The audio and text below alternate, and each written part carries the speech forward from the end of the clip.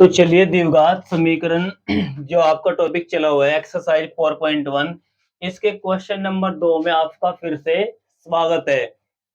यदि आपने पिछली 2 क्लास इसकी हो चुकी है वो बहुत ही ध्यान से देखी होगी तो ये क्वेश्चन जो भी है सब के सब आपकी समझ में गारंटीड समझ में आएंगे। ये बात लिख लो आप फिर से, गारंटीड समझ में आएगा तो समझ में आना तो तय हो जाता है, समझ में आना तय हो जाता है, गारंटीड समझ में आएगा। 2 पार्ट पिछले देखे, यदि नहीं देखे पहले उनको देखो फिर इसको देखो।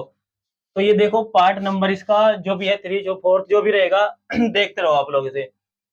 क्या कहा है, पहले क्वेश्चन की भावनाओं को समझो, क्वेश्चन की भावनाओं को समझो, कहना क्या चाहता है, जो कहना चाहता है उसके हिसाब से हम करके देंगे क्वेश्चन महापुरुष को।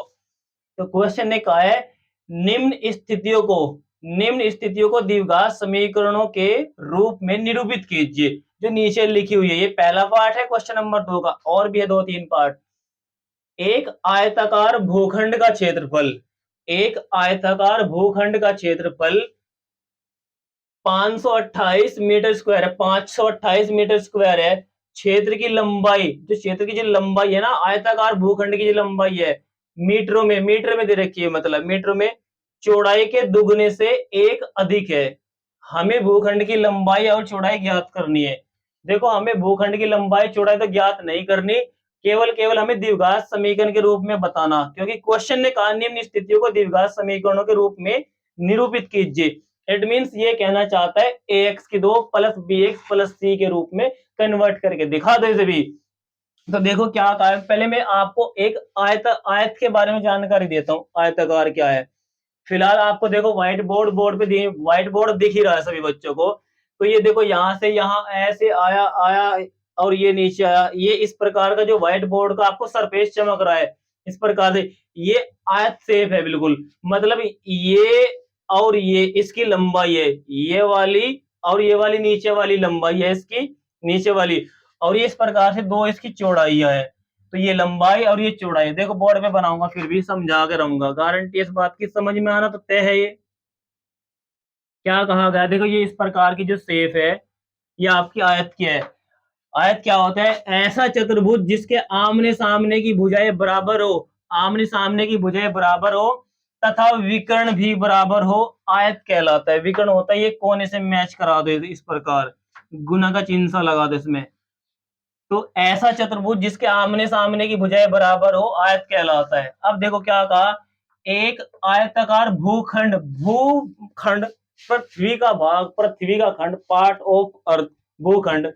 तो एक आयताकार भूखंड का जो क्षेत्रफल है, अरे इसने माप लिया किसी तरीके से कि 528 मीटर स्क्वायर है भाई, ले इसके अंदर ही लिख रहा हूं 528 मीटर स्क्वायर कि हमने अरे इतना प्लॉट खरीदा भाई, 528 मीटर स्क्वायर खरीदा है। ये आयताकार भूखंड का क्षेत्रफल है। तो एक आयताकार भूखंड का क्षेत्रफल 528 मीटर स्क्वायर है। फिर क्या कहा, क्षेत्र की जो लंबाई है, लंबाई मतलब ये वाली आमने सामने की भुजाएं है जो ये लंबाई, ये लंबा है। क्षेत्र की जो लंबाई है ना मीटर में तो होगी क्योंकि क्षेत्रफल मीटर में है। क्षेत्र की जो लंबाई है मीटर में चौड़ाई के दुगने से एक अधिक है। चौड़ाई है आपकी ये वाली या ये वाली मान लो, जो लंबाई है ना लंबाई जो है ना लंबाई मीटर में चौड़ाई के दुगने से एक अधिक है। यदि आप इसकी चौड़ाई x मीटर मान लो, इधर मान लो चाहे उधर मान लो, चलो इधर ही मान लिया। यदि आपने इसकी चौड़ाई, आप देखते रहा करो, इसकी चौड़ाई कल्पना करिए आपने मान लिया है x मीटर, चौड़ाई x मीटर मानी, तो लंबाई के बारे में क्या जानकारी दे रहा है क्वेश्चन। तो जो क्षेत्र की जो लंबाई है ना, क्षेत्र मतलब ये कितना एरिया घेर रखा, इस क्षेत्र की जो लंबाई है मीटरों में चौड़ाई के दुगने से, चौड़ाई कितनी मानी आपने x, तो चौड़ाई का दुगना क्या हो जाएगा 2x, अरे चौड़ाई का दुगना 2x, तिगुना 3x, 5 गुना 5x, जितना भी कह रहा, चौड़ाई के दुगने से एक अधिक, एक अधिक का मतलब एक ज्यादा, एक ज्यादा मतलब एक प्लस, ठीक है ना।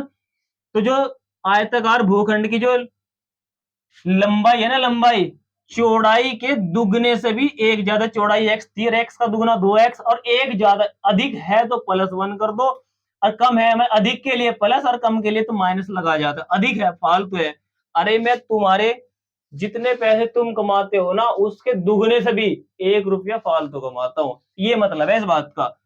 तो क्या है, जैसे 2x+1 मीटर, तो क्या हो गया, ये तो हो गई इसकी लंबाई और ये हो गई इसकी चौड़ाई। अब अकॉर्डिंग टू क्वेश्चन चलो, पहला क्या कह रहा है, एक आयताकार भूखंड का जो क्षेत्रफल है 528 मीटर स्क्वायर है।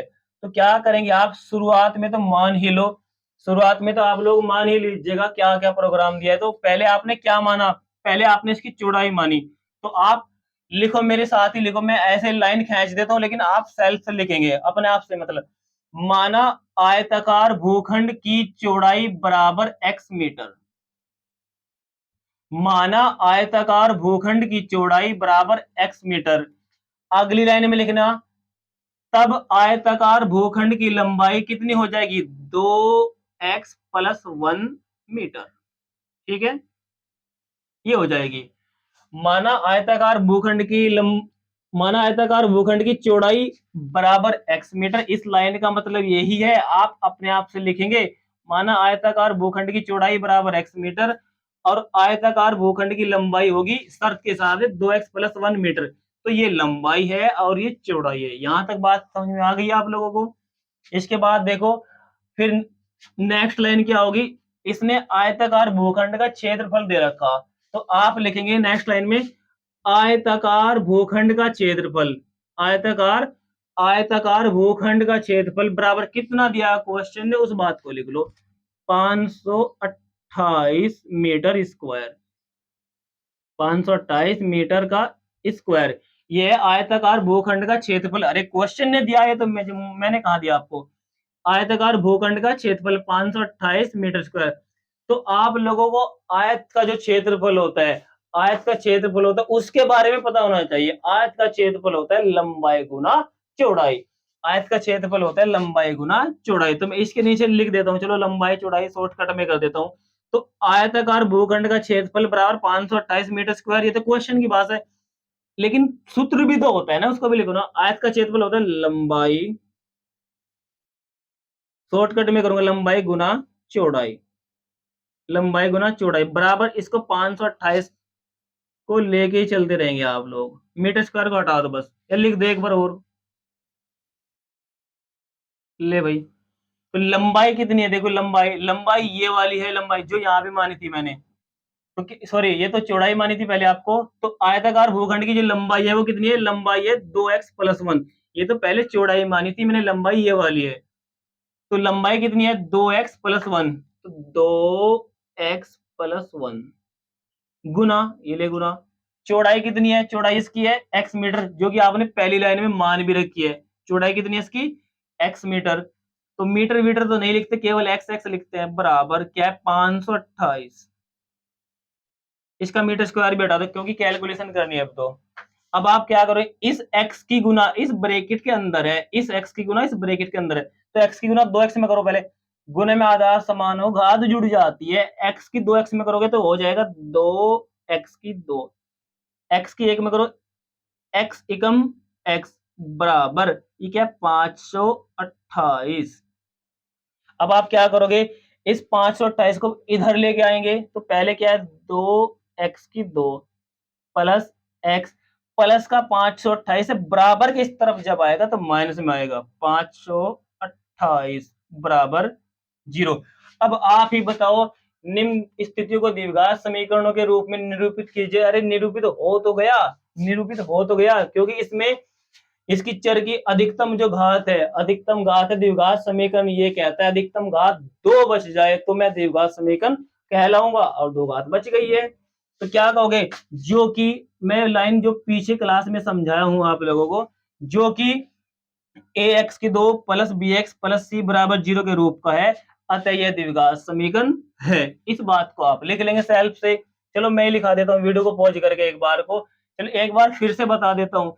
ये आपने माना था, माना आयताकार भूखंड की चौड़ाई बराबर x मीटर, तब आयताकार भूखंड की लंबाई बराबर 2x+1 मीटर, क्योंकि जो लंबाई है ना चौड़ाई के दुगने से एक अधिक है। फिर लिखा आपने आयताकार भूखंड का क्षेत्रफल बराबर ये, और नीचे आयत का क्षेत्रफल का सूत्र लगा दिया, लंबाई गुना चौड़ाई, लंबाई ये रही बड़े वाली, चौड़ाई ये रही, इनकी गुना कर दी और 528 को उठा के इधर लिया, तो जो कि ए एक्स की 2 प्लस बी एक्स प्लस सी बराबर 0 के रूप का है, अतः यह द्विघात समीकरण है। इस बात को नोटिस अभी कर देता हूं, फिर भी आप सेल्फ से कर लिया करो, समझा करो कुछ फीलिंग को। तो ठीक है, जो बात मैंने बताई आपको, जो कि ए एक्स की 2 प्लस बी एक्स प्लस सी बराबर 0 के रूप का है, अतः यह द्विघात समीकरण है। तो ये क्वेश्चन नंबर 2 का पहला पार्ट कंप्लीट होना चाहता है। तो मैं ये उम्मीद करता हूं आपको इससे आगे सोल्व नहीं करना, क्योंकि क्वेश्चन की चाहत यहीं तक है, बस द्विघात समीकरण के रूप में निरूपित कर दो, कहानी खत्म। जब सोल्व करवाएगा हम इससे आगे आपको क्वेश्चन को सोल्व भी कर देंगे, फिलहाल तो यहाँ तक की बात है। तो देखिए सेकंड पार्ट बोर्ड पे आ गया है। क्या कहना चाहता है, दो क्रमागत धनात्मक पूर्णांकों का गुणनफल 306 है, हमें पूर्णांकों को ज्ञात करना है। देखो पूर्णांकों को तो ज्ञात नहीं करना, केवल द्विघात समीकरण के रूप में बदल के छोड़ना है। तो इस पॉइंट को समझो, कहना क्या चाहता है। कहना यह चाहता है कि दो क्रमागत, पहले तो मैं क्रमागत को समझा दूं क्या हूं। क्रमागत का मतलब होता है क्रम से आने वाला, जैसे 5 के बाद 6, 6 के बाद 7, 7 के बाद 8, 8 के बाद 9, ये हुए क्रमागत।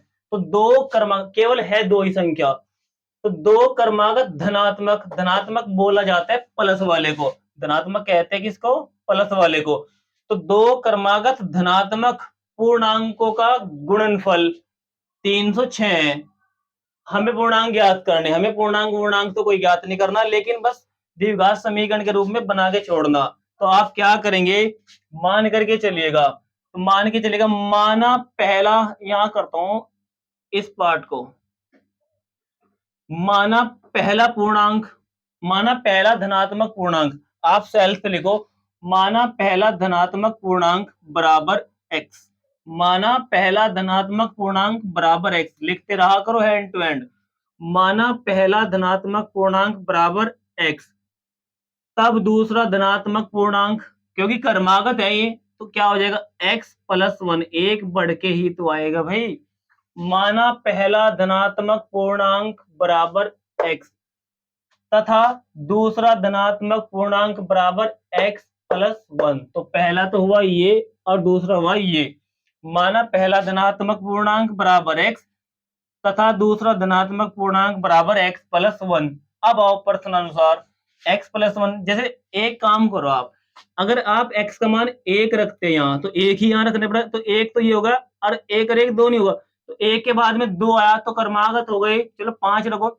यदि यहाँ 5 रखोगे तो ये 5 और 1 6 हो जाएगा, तो 5 6 भी तो क्रमागत होते हैं। 9 रखोगे तो ये 10 हो जाएगा, 11 रखोगे 12, तो क्रमागत को मानने का तरीका है ये। तो दो क्रमागत धनात्मक पूर्णांकों का गुणनफल। अब आओ प्रश्नानुसार, प्रश्नानुसार कहना क्या चाहता, प्रश्नानुसार कहना ये चाहता है दो क्रमागत धनात्मक पूर्णांकों का गुणनफल, दो क्रमागत धनात्मक पूर्णांकों का गुणनफल।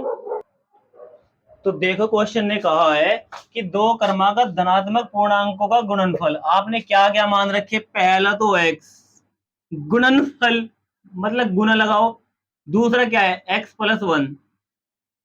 तो दो क्रमागत धनात्मक पूर्णांकों का गुणनफल कितना है ये बता दो, 306। इस साइड में लिखेंगे आप 306। तो दो क्रमागत धनात्मक पूर्णांकों का गुणनफल 306। अब क्या करेंगे, इस x की इस ब्रैकेट में मल्टीप्लाई कर दो, पहले की पहले में भी होगी, पहले की दूसरे में भी होगी, चिन्ह सहित होगी। तो x की x के साथ गुना करो, बन जाएगा x की 2 प्लस प्लस प्लस, x की 1 के साथ करो x सिगम x, और जो बराबर में उस साइड में 306 लिखा हुआ है उसे भी एक बार में इधर उठा लो, माइनस का हो जाएगा 306, क्योंकि प्लस का ट्रांसफर हो गया, माइनस में तो आएगा भाई, इस साइड में प्लस का माइनस में आ जाएगा। तो अब आप बताओ ये द्विघात समीकरण बन गया या नहीं बन गया। तो आप लिखोगे रीजन में, जो कि मैं नहीं लिखना चाहता अब जा, जो कि ax की 2 प्लस बी एक्स प्लस सी बराबर 0 के रूप का है, अतः यह द्विघात समीकरण है। केवल द्विघात समीकरण के रूप में कन्वर्ट करना आपको।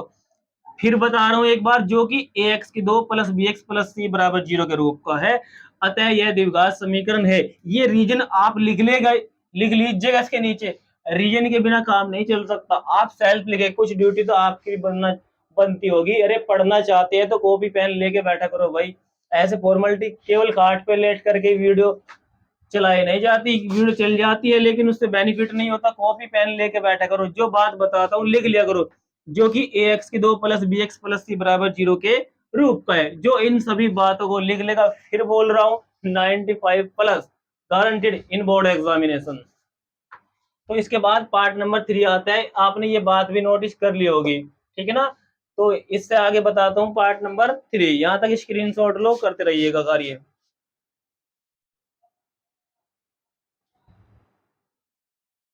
तो देखिएगा पार्ट नंबर 3 आगे, बहुत ही अच्छा क्वेश्चन है कि रोहन की माँ उससे 26 वर्ष बड़ी है। बताओ किससे बड़ी की बात कर रहा है क्वेश्चन। रोहन की माँ उससे 26 वर्ष बड़ी, अरे रोहन से तो होगी अपने पुत्र से। तो रोहन की माँ उससे 26 वर्ष बड़ी है। यहां तक तो बात समझ में आ गई। चलो मान के चलो रोहन 3 साल का है, तो माँ कितने की होगी, 29 की होगी। 26 साल बड़ी का मतलब यही तो है। रोहन की माँ उससे 3 वर्ष सॉरी, रोहन की माँ उससे 26 वर्ष बड़ी है।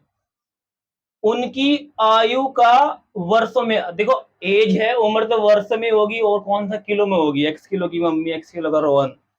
तो उनकी आयु का गुणनफल अब से 3 वर्ष पश्चात, उनकी आयु का गुणनफल अब से 3 वर्ष पश्चात, 3 वर्ष पश्चात 360 हो जाएगी। जो उनकी आयु का जो गुणनफल होगा ना, कितने वर्ष बाद का, 3 वर्ष पश्चात 360 हो जाएगी। तो हमें रोहन की वर्तमान आयु ज्ञात करनी है। रोहन की वर्तमान आयु ज्ञात नहीं करनी, केवल द्विघात समीकरण के रूप में बना करके छोड़ना है। तो क्वेश्चन ने कहा है रोहन की माँ उससे 26 वर्ष बड़ी है। पहले बेसिक पॉइंट समझो, 2 मिनट बेसिक पॉइंट के नाम। यदि शब्द आपके सामने शब्द पश्चात आए या बाद आए, तो उम्र उस कंडीशन में जुड़ जाती है। जैसे मान के चलो कोई बच्चा 20 वर्ष का है, कोई भी 20 वर्ष का है, और मैं आपसे ये पूछूं बताओ 5 साल बाद या 5 वर्ष पश्चात वो कितने का हो जाएगा, तो आपका जवाब होगा कि 25 का हो जाएगा। यदि वो प्रारंभ में 20 का है, 20 का है, 5 वर्ष बाद 25 का हो जाएगा। फिलहाल 20 का है, बता 5 साल पहले कितने का था, फिलहाल 20 का है, तो 5 साल पहले था वो 15 का था। तो पहले आए या पूर्व आए, तो आपको उम्र में से, वर्तमान उम्र में से घटानी पड़ेगी।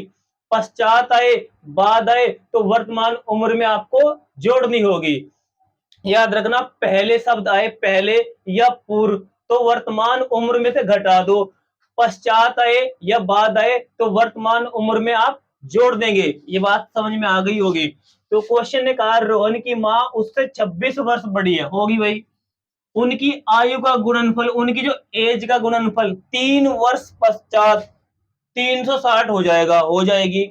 हमें रोहन की वर्तमान आयु ज्ञात करनी है। तो जब रोहन की वर्तमान आयु ज्ञात करनी है आपको, इसी हिसाब से हम सोल्व करना शुरू कर देंगे। जब रोहन की वर्तमान आयु ज्ञात करनी है, आयु तो ज्ञात नहीं करनी, केवल द्विघात समीकरण का रूप बनाना है, और कुछ नहीं। आप सेल से लिखा करो, या चलो मैं बोल लेता हूं, इस साइड में लिखेंगे आप, माना रोहन की वर्तमान आयु बराबर x वर्ष। माना रोहन की वर्तमान आयु बराबर x वर्ष। इस साइड में लिख लेगा आपने, माना रोहन की वर्तमान आयु बराबर x वर्ष। चलो मैं लिख करके चलता हूँ, वरना आप कंफ्यूजन हो जाओगे। तो मैं यहाँ लिख देता हूँ, माना रोहन की वर्तमान आयु बराबर x वर्ष। देखो वीडियो लंबी ना हो जाए, इसलिए पॉज करके लिखनी पड़ेगी बातें। माना रोहन की वर्तमान आयु बराबर x वर्ष। तो मैं यहाँ लिख रहा हूँ, माना रोहन की वर्तमान आयु बराबर x वर्ष। आप कॉपी जरूर ओपन करके बैठिएगा। तो देखो बातें आ गई है बोर्ड पे। माना रोहन की वर्तमान आयु बराबर x वर्ष, माना रोहन की वर्तमान आयु बराबर x वर्ष, और क्या है, उसकी जो माताश्री है, उसकी माँ उससे 26 साल बड़ी है। जब रोहन की वर्तमान आयु आपने x वर्ष मानी, तो उसकी माँ की आयु होगी 26 साल बड़ी। 26 साल बड़ी का मतलब x प्लस 26, उसकी उम्र में 26 और जोड़ दो, इतनी बड़ी हो जाएगी। तो रोहन की जो माँ की वर्तमान आयु है फिर कितनी हो जाएगी, x प्लस 26 वर्ष। फिर कहा गया है 3 वर्ष बाद, 3 वर्ष बाद उनकी आयु का जो गुणनफल है, उनकी आयु का गुणनफल अब से 3 वर्ष पश्चात 360 हो जाएगी। तो 3 वर्ष बाद रोहन को लेके चलो, 3 वर्ष बाद ही फिर माँ भी तो जाएगी। अरे बेटे की उम्र बढ़ेगी तो माँ की भी बढ़ेगी, माँ की बढ़ेगी तो बेटे की भी उम्र बढ़ेगी। ऐसा तो कभी नहीं होता कि बस मैं ही बड़ा हो रहा हूँ तुम यहाँ के यही हो, ऐसा नहीं होता कभी भी। तो उम्र बढ़ती है, सभी की उम्र बढ़ेगी, घटेगी सभी की घटेगी। तो बढ़ेगी सभी की बढ़ेगी, घटेगी सभी की घटेगी। तो उम्र बढ़ने का मतलब है कोई, आप ही देख लो आपके फ्रेंड सर्किल में, अगर आपका फ्रेंड आपसे बचपन में 5 साल, मतलब जब आप 5-5 साल के थे तब मिले थे, अब आप हो गए 20 साल के या 15 साल के, तो क्या वो 5 का ही एज होगा? तो नहीं, वो भी बड़ा हो गया, आपकी एज का ही हो गया। तो हम उम्र होते हैं, उम्र बढ़ती है, सभी की बढ़ती है। तो देखो माना रोहन की वर्तमान आयु बराबर x वर्ष, और माँ क्या है इसकी, माँ उससे 26 साल बड़ी है, 26 वर्ष बड़ी है, तो इसमें 26 वर्ष बढ़ा दो ना आप, x + 26 वर्ष, ये बन गई माता श्री की वर्तमान आयु। फिर कह रहा है क्वेश्चन, उनकी आयु का जो गुणनफल है सॉरी हाँ, उनकी आयु का गुणनफल अब से 3 वर्ष पश्चात, 3 वर्ष पश्चात उनकी आयु का गुणनफल अब से 3 वर्ष पश्चात 360 हो जाएगी। तो पहले 3 वर्ष पश्चात चेक तो कर लो रोहन कितने का बनेगा। रोहन की फिलहाल वर्तमान आयु x वर्ष है, तो 3 साल बाद कितना हो जाएगा, x + 3, वर्तमान में 3 बढ़ाओ उसकी, तो रोहन की वर्तमान आयु x है, इसमें अगर आप वृद्धि करोगे 3 साल की 3 वर्ष पश्चात, ऐसा ही तो हो जाएगा रोहन महापुरुष। ये हो गया रोहन, 3 वर्ष पश्चात का है रोहन, 3 वर्ष के बाद का। जब बेटा बढ़ा तो फिर माँ भी तो बढ़ेगी, माँ की वर्तमान आयु क्या है, x + 26 वर्ष, तो x + 26 वर्ष, इसमें माँ की भी एज बढ़ेगी। माँ की एज मान रखी आपने x + 26 वर्ष, ये तो वर्तमान है, लेकिन बेटा 3 साल की वृद्धि होगी, तो माँ की एज में भी तो 3 साल की वृद्धि होगी। तो फिर ये ऐसा ना रह करके नेक्स्ट लाइन से आप बना सकते हैं इसको, x तो ऐसे ही 26 और 3 29, 26 3 29 वर्ष, तो माँ हो जाएगी 3 वर्ष पश्चात x + 29 वर्ष की। 3 वर्ष बाद का तो मोहन ये रहा 3 वर्ष बाद का तो रोहन ये रहा, x + 3 वर्ष, और 3 वर्ष पश्चात माँ की आयु, जो रोहन की माँ है उसकी आयु x + 29 वर्ष। तो क्वेश्चन की चाहत भी कुछ ऐसी है कि उनकी आयु का जो वर्षों में गुणनफल है ना, उनकी आयु का गुणनफल अब से 3 वर्ष पश्चात, अरे ये रहा 3 वर्ष पश्चात का रोहन, और ये रही 3 वर्ष पश्चात की माता। 3 वर्ष पश्चात रोहन तुम ऐसे हो, 3 वर्ष पश्चात माता जी तुम ऐसी हो। तो क्वेश्चन ने कहा उनकी आयु का जो गुणनफल है ना, अब से 3 वर्ष पश्चात, गुणनफल मतलब मल्टीप्लाई कर देना, 360 है। तो लो तीन प्रश्नानुसार लिख करके यहाँ लिखेंगे आप, प्रश्नानुसार, प्रश्नानुसार। देखो 3 वर्ष बाद का रोहन कौन है, 3 वर्ष पश्चात वाला रोहन, x + 3, यहां कर देता हूं चलो, x + 3, ठीक है।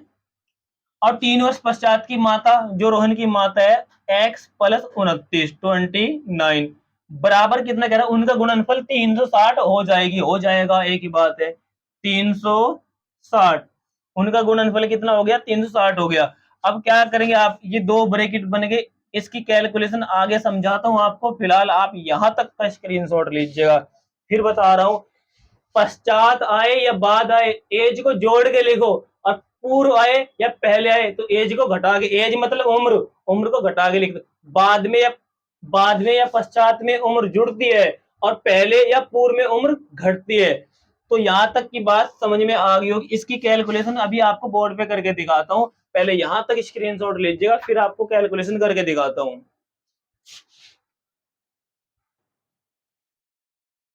तो देखो क्या होगी कैलकुलेशन, आगे से आप क्या करेंगे, इस पहले की भी दोनों में गुना होगी, और दूसरे की भी दोनों में गुना होगी, चिन्ह सहित होगी, चिन्ह सहित। पहले इन दोनों ब्रैकेट की गुनाई कर लेते हो, तो x की x में गुना करोगे बन जाएगा x², x की 29 में करोगे तो 29x, 29x। अब 3 की गुना x में करोगे, प्लस प्लस प्लस होता है, ये होगा 3x, फिर प्लस प्लस प्लस, 29 की 3 में 29 × 58, 29 × 87, ऐसे होता है, बराबर कितना है, 360, ठीक है। अब इस लाइन को मैं हटा देता हूं क्योंकि ये लाइन आगे पहुंच चुकी है। अब क्या करेंगे आप लोग, ये देखो दो पद एक जैसे है, पहले इन्हें एक बनाओ क्योंकि सजातीय पद है, इनका बैकग्राउंड एक जैसा है पीछे का। तो x की 2 तो ऐसा कैसे लिखा रहने दो, ये कितना, 29 और 3 हो जाएगा 32, 32x, प्लस का क्या है 87 87, अरे प्लस का 360 है, इसे उठा के इधर ले आएंगे, माइनस का बन जाएगा 360, अब बराबर में रह जाएगी 0। तो एक लाइन और फिर आंसर आना चाहेगा धीरे धीरे। एक्स की 2 प्लस 32x, प्लस का तो है 87 माइनस का 360, तो ऐसी कंडीशन में हमेशा घटा देते बड़ी वाली संख्या में से छोटी को। तो बड़ी 360 है, 87 छोटी है, तो बड़ी संख्या का चिन्ह आता है 360 में 87। अरे 360 में ऐसे कर लो ना, ऊपर नीचे रख के घटा लो, 360 में से 87 जा करके कितना बचता है, तो यहाँ 10 में से 7 गया, बचेगा 3, यहाँ बच गया कितना 5 हो गए, 15 में तो 8 गए 7, यहाँ कितना बच गया 2, 273 बच गया। तो 10 में तो 7 गए 3, यहाँ बचा 5, 15 में तो 8 गए 7, 2, हाँ ठीक है 273, 273, तो 273 बच जाएगा। ये कैलकुलेशन आपकी हो गई। अब आपको इसको सोल्व करके नहीं बताना कि क्वेश्चन का हमें रोहन की वर्तमान आयु ज्ञात नहीं करनी, केवल द्विघात समीकरण के रूप में बना के छोड़ना पड़ेगा। अब आप क्या लाइन लिखोगे यहाँ, जो कि आप लाइन लिखोगे जो कि ए एक्स की 2 प्लस बी एक्स प्लस सी बराबर 0 के रूप का है, अतः यह द्विघात समीकरण है। ये बात आप नोट कर दीजिएगा सेल्फ से, जो कि ए एक्स की 2 प्लस बी एक्स प्लस सी बराबर 0 के रूप का है, अतः यह द्विघात समीकरण है। तो ये बात आपने लिख ली है सभी कि यह जो कि ए एक्स की 2 प्लस बी एक्स प्लस सी बराबर 0 के रूप का है, अतः यह द्विघात समीकरण है। तो मैं उम्मीद करता हूं यहां तक भी आपकी बात समझ में आ गई होगी। अब इसका लास्ट पार्ट बच गया, जो कि सबसे इंपॉर्टेंट पार्ट बच गया। उसको क्या करते हैं, चलो उसको अगली वीडियो में समझा देते हैं, वरना फिर वीडियो लेंथी हो जाएगी। बहुत एक्सप्लेन करके बताना पड़ेगा एक एक पॉइंट। मेरा मतलब याद रखो एक बात से, और मेरा मतलब केवल कोर्स कराने से नहीं है, मेरा मतलब है समझाने से। समझ में आ गया तो आप अगले क्वेश्चन अपने आप से कर सकते हो। और केवल केवल कोर्स खिंचवाने पर लगे कि कोर्स जल्दी जल्दी हो जाए और खोपड़े में कुछ ना आए, तो कोई बेनिफिट नहीं मानता मैं उस पढ़ने पढ़ाने का भी। समझ में नहीं आ रहा, बस फॉर्मेलिटी चली जा रही हो, उसे पढ़ना या पढ़ाना नहीं कहते कुछ भी।